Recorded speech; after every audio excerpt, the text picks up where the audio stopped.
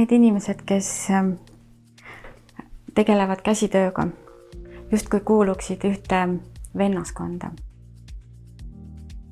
Võiks isegi öelda, julgeksin isegi öelda, et võlurite vennaskonda, sest et kes suudab teha lõngast kampsuni või puupakust lootsiku või rauatükist laterna, see on ju võlur.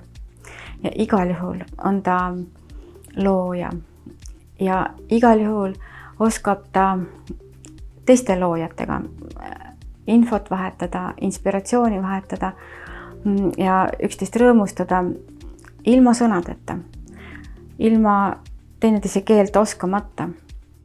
See üleilmne käsitööliste vennaskond on väga tugev seljatagune rasketel aegadel hakkama saamiseks.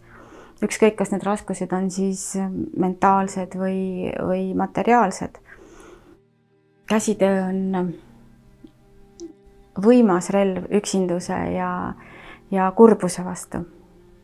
Mida teha siis, kui saatus ei ole kaasa andnud osavaid käsi, kui üles harutamine tekitab raevupuhangu või täpselt mõõtmine ei õnnestu mitte mingi trikiga? Siis ei jää muud üle, kui harjutada. Ikka ja jälle harjutada. Ja ma julgustan kõiki leidma endale üks tegevus, kus mõtleksid ka käed, mitte ainult pea. Ma julgustan kõiki olema enda vastu hell. Keegi ei oska käsitööd algusest peale või sündides. Kõigil läheb untsu, kõigil läheb viltu, aga võti on just nimelt järjepidevas harjutamises.